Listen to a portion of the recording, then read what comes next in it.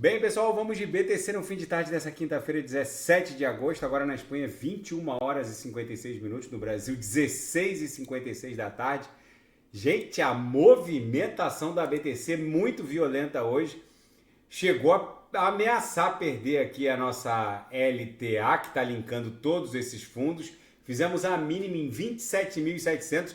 O corpo real desse candle vendedor de hoje aqui da BTC no diário rapidamente retornou para um patamar ligeiramente acima da base da nuvem aqui no diário. Agora a gente está a 27.928. É o corpo real desse candle vendedor que está sustentando ainda essa linha de tendência de alta, linkando esses fundos. Se a gente desenhar amanhã um corpo real para baixo desse patamar atual, aí a BTC vai enveredar por um viés de baixa no curto prazo.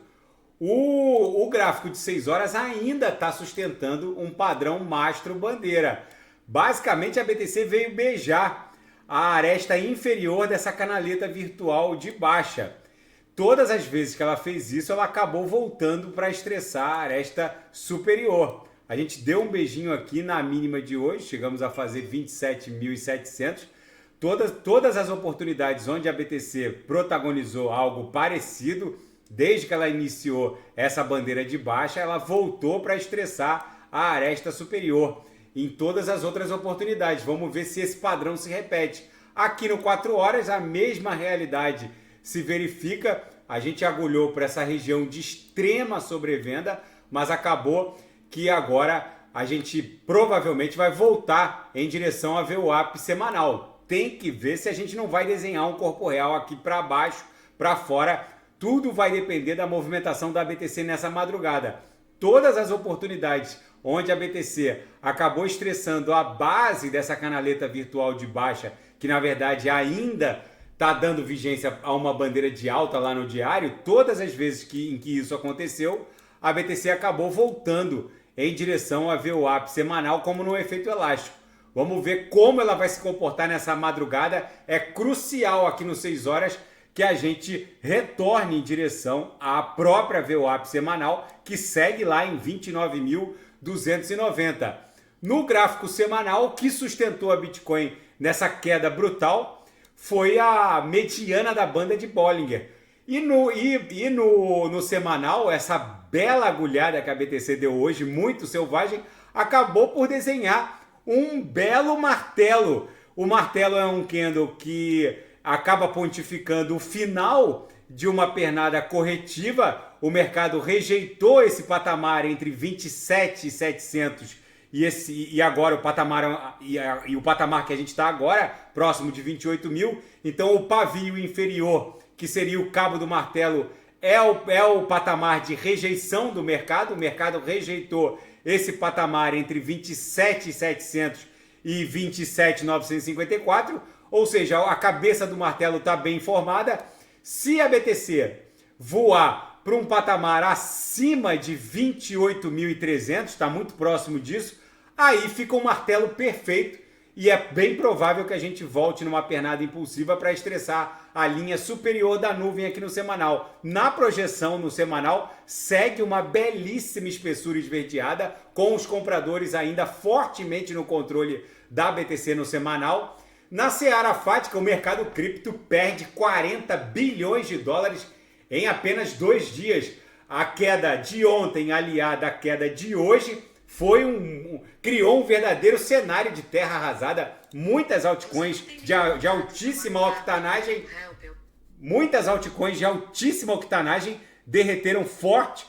Isso, ao mesmo tempo, abre oportunidades. A Atom é a única que está subindo mais 2,60%, chegou a estar subindo algo próximo de 4%, mas aí o mercado cripto virou e ela mantém o lucro hoje, mas as outras altcoins, algumas sangraram muito.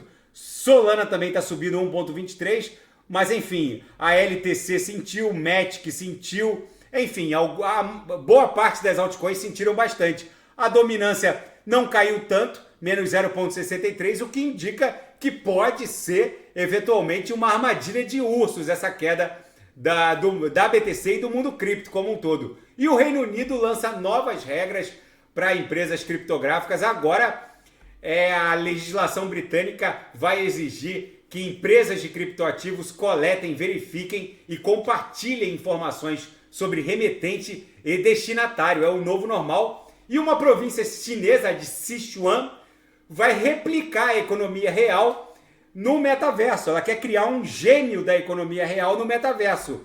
O projeto inclui o sistema de saúde, comunicação e energia.